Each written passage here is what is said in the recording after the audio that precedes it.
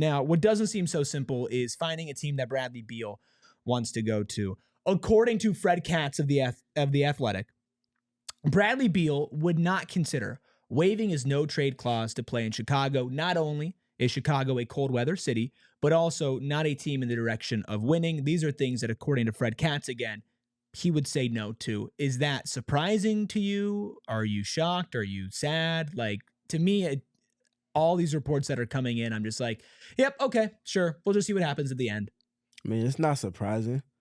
I wouldn't want to go to a team that's not in a winning scenario, or at least doesn't have a direction where I can see proof of concept. Sure. That we might be there, if not this season, next season at the latest.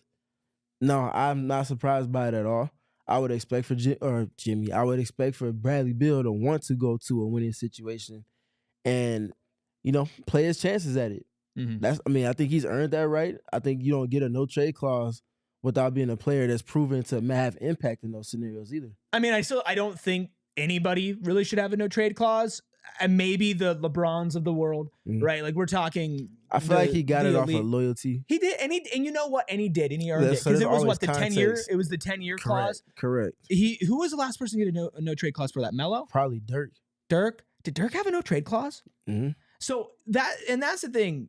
There was some random player who had a no trade clause before, but with Brad, it makes this whole situation so tough. And I put out a video on PHNX Sports earlier. If you're watching this, if we clip this and you're watching this later, if you're watching this live, if you're revisiting this on Tuesday before our 3 p.m. show, I did a video talking about how Yusuf Nurkic to the Knicks rumors and Beal to Chicago rumors just didn't make sense. And at the end of the day, you're going to need somebody in this scenario. Jimmy Butler, the Phoenix Suns, a random third team, the Chicago Bulls, and the Miami Heat. You're going to need somebody to do something that nobody thinks they should do.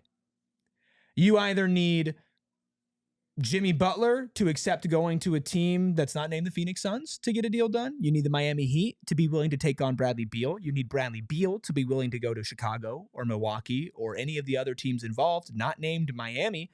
Right? Phoenix needs to be willing to give up the amount of draft assets, and who knows if they're going to do that. I think they would, but I'm not sure if they're going to give up all three. Like, you're going to need somebody to do something that the fan base is going to be upset about. I don't think that makes it impossible, but the people who think that this trade is going to get done before February 4th or 5th or 6th, I just don't see it. I see about 15 different layers now getting in the way, and Jimmy Butler getting suspended indefinitely by Miami, Bradley Beal not putting up great numbers off the bench as of late. Like, none of these things are factoring in to help this trade get facilitated. I just got this notification. Oh, what'd you get? I'm just playing with you now. That's funny. That's funny. You're a funny guy. You're a funny guy. There's a lot of complications to it, obviously.